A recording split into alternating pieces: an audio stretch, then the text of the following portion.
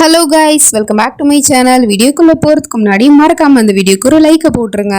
Last பார்ட்ல இந்த psycho பைய பொண்ணை கடத்தினது பொண்டாட்டி தான் அப்படின்னு சொல்லிட்டு அவன் மேலே அபாண்டமாக பழி போட்டுக்கிட்டு இருக்கான். ப்ரெஸ் மீட்டை கூப்பிட்டு வச்சு இதை இவ டிவியில் பார்த்துட்டு கொந்தளிக்கிறா. இவன் சொல்றது எல்லாமே போய் இவன் இப்படி அபாண்டமாக என் மேலே பழி போட்டுக்கிட்டு இருக்கான். நான் எப்போ என்னோட குழந்தைய கிட்னாப் பண்ண அப்படிங்கிற மாதிரி சொல்லிட்டு இருக்கா. அது மட்டும் இல்லாமல் இந்த உண்மையை போயிட்டு நான் இப்போவே எல்லாருக்கிட்டே சொல்ல போறேன்னு கிளம்புறா. போய் சொல்லு, தாராளமாக போய் சொல்லு. நீ சொன்னா யார் கேட்க போறா? அட்லீஸ்ட் நீ அழகா இருந்தாலாச்சும் நீ சொல்ற பேச்சு அங்கே எடுபடும். நீயே இவ்வளவு அசிங்கமா இருக்க, இந்த முகத்தை வச்சுக்கிட்டா போய் உன்னோட உண்மையை போய் சொல்ல போற அப்படிங்கிற மாதிரி சொல்லிட்டு அழகை பத்தி எல்லாம் பேசவும் அவளுக்கு கோவம் வந்துருது. மேடம், நீங்க என்ன தப்பா புரிஞ்சுட்டு பேசிட்டு இருக்கீங்கன்னு நினைக்கிறேன். நீங்க என்கிட்ட இந்த அழகை பத்தி எல்லாம் சொல்லி இருக்க கூடாது. ஏன்னா நான் அழகை விட மனசை பாக்குறவ. அப்படி இருக்கும்போது என்கிட்ட எப்படி நீங்க இந்த மாதிரிலாம் பேசலாம் அப்படிங்கிற மாதிரி சொல்லிட்டு கேட்டுட்டு இருக்கா. உடனே அந்த அம்மா கண்ணாடி கிட்ட கூட்டிட்டு போயிட்டு வா, உன்னோட அழகையும் மனசையும் நான் உனக்கு படம் போட்டு காட்டுறேன் அப்படின்னு சொல்லிட்டு கூட்டிட்டு போய் நிக்க வச்சு பேசிட்டு இருக்கு. இந்த பாரு, இப்ப கண்ணாடியில நீ பாக்குற இல்லையா, அது உன்னோட முகத்தை தான் நீ பாக்குறியே தவிர உன்னோட அழகான மனசு அங்க வெளிச்சம் போட்டு காட்டல. அதே மாதிரிதான் மக்களும் உன்னோட அழகான முகத்தை தான் பார்ப்பாங்களே தவிர உன்னோட மனசை பார்க்க மாட்டாங்க.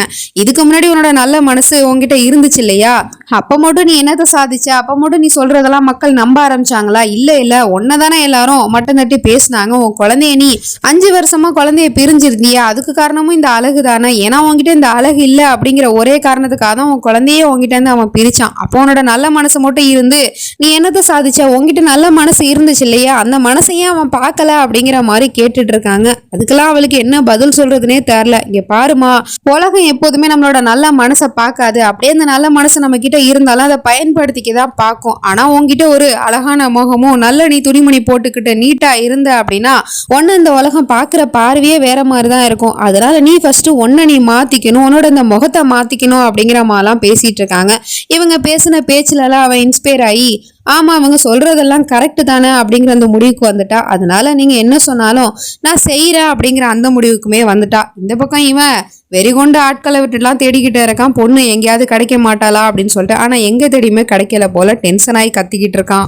அப்புறம் இந்த பக்கம் நம்ம ஹீரோயினி குழந்தைய பார்க்க வரா. அந்த குழந்தைய அம்மான்னு சொல்லிட்டு பேசுறதுக்கு வருது. ஆனா அதுக்குள்ள 2 பொண்ணுங்க இதுதான் உங்க சாட்டு, ட்ரைனிங்க்கு நேரம் ஆயிடுச்சு வாங்க அப்படின்னு சொல்லிட்டு கூப்பிட்டுட்டு போக பாக்குறாங்க. ஆனா என்னோட பொண்ணு அப்படின்னு சொல்லிட்டு பொண்ணு கிட்ட போக போனா அப்ப அந்த அம்மா சொல்லிக்கிட்டு இருக்கு, இங்க பாரு ஏற்கனவே சொன்னல உன்னோட குழந்தை உன் கூட இருக்கணும் அப்படின்னா நீ ஃபர்ஸ்ட் ஸ்ட்ராங்கா மாறணும். அதுக்காக தான் இந்த ட்ரைனிங்லாம், அப்புறம் குழந்தைய பாத்துக்கலாம் அப்படிங்கிற மாதிரி சொல்லிட்டு அழைச்சிட்டு போயிடுறாங்க.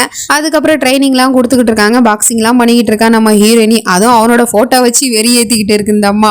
நல்லா பாரு, இவன் மேல இருக்கிற கோவத்தை எல்லாத்தையும் அதுல காட்டு அப்படிங்கிற மாதிரிலாம் சொல்லிட்டு அப்புறம் ட்ரைனிங்லாம் முடிச்சுட்டு ரொம்ப டயர்டாகி உட்காந்துருக்கா. அவளால எந்திரிக்கவே முடியல. அப்பயும் அந்த குழந்தை அம்மா அப்படின்னு சொல்லிட்டு கூப்பிட வருது. இவளால எந்திரிச்சு போக முடியல. அந்த குழந்தைய என்கிட்ட வாமா அப்படின்னு சொல்லிட்டு கூப்பிட்டுட்டு இருக்கா. ஆனா அவளோ அப்பா நம்மள தேடுவாரு, வாங்கம்மா வீட்டுக்கு போலாம் அப்படின்னு கூப்பிட்டுட்டு இருக்கா. உடனே இவ ஏதோ சொல்லி சமாளிக்கிறா. அப்பா பிசினஸ் மீட்டிங்ல இருக்காரு, வெளியூர் போயிருக்காரு, அதனால நம்ம இப்ப போக வேணாம், இன்னும் கொஞ்ச நாள் நம்ம இங்கே இருக்கலாம் அப்படின்னு சொல்லிட்டு இருக்கா. அப்படின்னா நான் அப்பா கிட்ட ஃபோன் பண்ணி பேசுறேன், அப்பா என்கிட்ட சொல்லாம எங்கேயுமே போக மாட்டாரு, நான் ஒரு தடவை அப்பா கிட்ட பேசணும், உங்க போனை கொடுங்க அப்படின்னு சொன்னா அதுக்கும் அவ என் போன்ல சார்ஜ் இல்லை, அப்புறமா பேசலாம் அப்பா கிட்ட அப்படிங்கிற மாதிரி சொல்லிட்டு இருக்கா.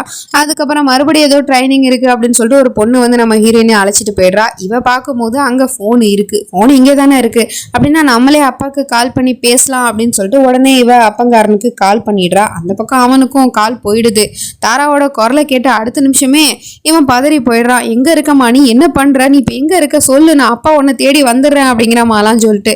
ஆனா அந்த பக்கம் அதுக்குள்ள போன் கட் ஆயிடுச்சு போல. கொஞ்ச நேரம் கழிச்சு குழந்தை அழுகிற சத்தம் தான் கேட்குது. அவளை அங்க இருந்து இழுத்துட்டு போயிட்டு இருக்காங்க போல. உடனே இதை பார்த்துட்டு நம்ம ஹீரோயினி ஓடி வந்துகிட்டே இருக்கா. என் குழந்தை என்ன பண்ணிட்டு இருக்கீங்க அப்படின்னு சொல்லிட்டு. அவ பெரிய தப்பு பண்ணிட்டா, உன் புருஷனுக்கு கால் பண்ணி விட்டுட்டா, இந்நேரம் அந்த நம்பரை ட்ராக் பண்ண ஆரம்பிச்சிருவான், அவன் இங்க வந்தா நம்ம எல்லாரும் மாட்டிப்போம், இதுக்கப்புறம் அவன் இங்க இருந்தானா சரியா வராது, ஏதாவது ஒரு பிரச்சனையை கலப்புவா, அதனால போர்டிங் ஸ்கூலுக்கு அனுப்பியே ஆகணும் அப்படிங்கிற மாதிரிலாம் அந்த அம்மா பேசிட்டு இருக்கு. அதுவும் நம்ம ஹீரோயினி கண்ணு முன்னாடியே. உடனே அவளுக்கு கோவம் வந்துருது. என்ன பேசிட்டு இருக்கீங்க, சின்ன குழந்தைய போர்டிங் ஸ்கூலுக்கு அனுப்ப போறீங்களா? அவளோட அம்மா நான் இன்னும் உயிரோட தான் இருக்கேன், அப்படி இருக்கும்போது ஏன் முன்னாடியே இதை பத்தி பேசிட்டு இருக்கீங்க?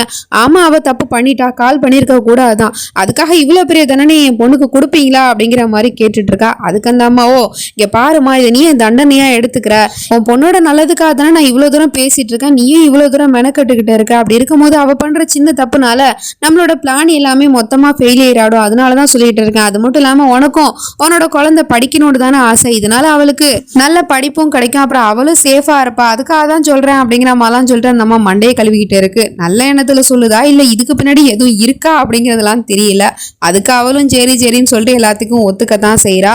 அப்ப பார்த்தா திடீர்னு கதவு தட்டுற சத்தம் கேக்குது. அந்த ஓம்கார் தான் வந்துட்டான் வீடு தேடி.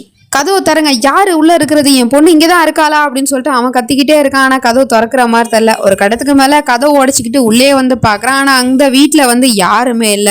அப்புறம் இவனோ கால் இந்த வீட்டுல இருந்தானே வந்துச்சு, அப்புறம் எங்க என் பொண்ணு போயிருப்பா அப்படின்னு சொல்லிட்டு அவன் இங்க இருந்து கிளம்பி போயிடுறான். அதுக்கப்புறமா தான் தெரியுது அவன் போன வீடு வேற, இவங்க இருக்கிற வீடு வேற அப்படின்னு சொல்லிட்டு. இப்ப இவங்க இருக்கிற இடத்துல கதவு தட்டுறது அங்க வேலை பாக்குற பொண்ணுதான்.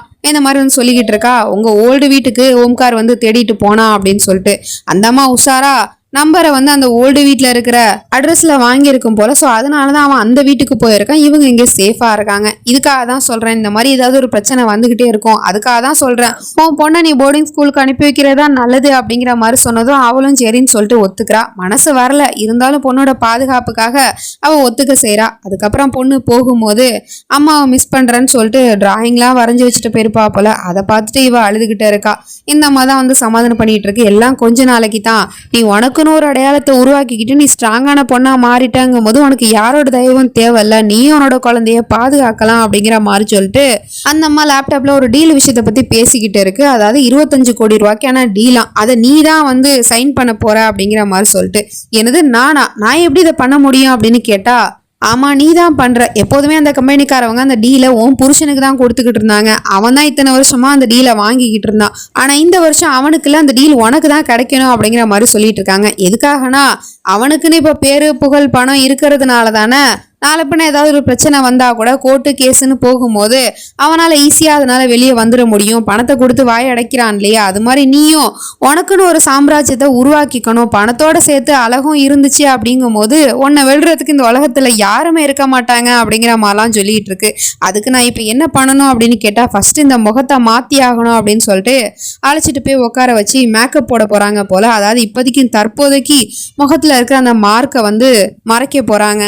ஆனால் அவங்க மேக்கப் பண்ணுறதுக்கான திங்ஸ் எல்லாமே வந்து ரொம்ப எக்ஸ்பென்சிவாக இருக்க போல். ஸோ இதெல்லாம் பார்த்துக்கிட்டே கேட்குறா, இவ்வளோ எக்ஸ்பென்சிவாவா, இதெல்லாமே என்னோட முகத்தில் போடணும், இவ்வளோலாம் எனக்கு வேணாமே அப்படிங்கிற மாதிரி சொன்னால், நீ ஒன்றும் கவலைப்படாத, இது எல்லாமே உனக்கு ஃப்ரீயாக தான் கிடைக்க போகுது அப்படின்னு சொல்லிட்டு இருக்காங்க. ஃப்ரீனா எனக்கு புரியலையே அப்படின்னு கேட்டால், அந்த மேக்கப் பிராண்டோட ஓனரே இந்த அம்மா தானா, அதனால என்னோட சார்பாக இது எல்லாமே உனக்கு ஃப்ரீயாக தான் கொடுக்குறேன் அப்படிங்கிற மாதிரி சொல்லிட்டு இருக்கு. இதை பார்த்துட்டு நம்ம ஹீரோயினி இன்னும் கொஞ்சம் ஷாக் ஆகுறா. என்னது அவ்வளோ பெரிய மேக்கப் பிராண்ட்ல அது உங்களோட தான் அப்படிங்கிற மாதிரி சொல்லிட்டு கேட்டுட்டு இருக்கா. அந்த மாமா என்னோட தான், நிறைய இந்த மாதிரி பண்ணிக்கிட்டு இருக்கேன் அப்படிங்கிற மாதிரி சொல்லிட்டு அசால்ட்டா பேசிட்டு இருக்கா. அதுக்கப்புறம் அவளோட முகத்தை மாத்துறதுக்கு மேக்கப்லாம் பண்ணிக்கிட்டு இருக்காங்க. அப்புறம் ட்ரெஸ் எல்லாம் போட்டுக்கிட்டு ஒன்று ஒன்றா பார்த்துக்கிட்டு இருக்காங்க, எது கரெக்டாக சூட் ஆகும் அப்படின்னு சொல்லிட்டு. கரெக்டாக ஒரு ட்ரெஸ் சூட் ஆயிடுச்சு போல. இந்த அம்மா வாயை பொழந்து பார்த்துக்கிட்டு இருக்கு. நம்ம ஹீரோயின் இப்போ எப்படி இருக்காங்கிறது நமக்கு காட்டல. அப்படியே அங்கே சீனை கட் பண்ணா இந்த பக்கம் இவன் பொண்ணை காணோம் அப்படின்னு சொல்லிட்டு டென்ஷன் ஆயிட்டு இருக்கான். அந்த நேரம் பார்த்து அந்த அம்மா வேற அந்த டீல் விஷயமா பேசிக்கிட்டு இருக்கு. இன்னைக்கு அந்த டீலை ஓகே பண்ணணும்ப்பா, நீ போயே தான் ஆகணும் அப்படின்னு சொல்லிட்டு,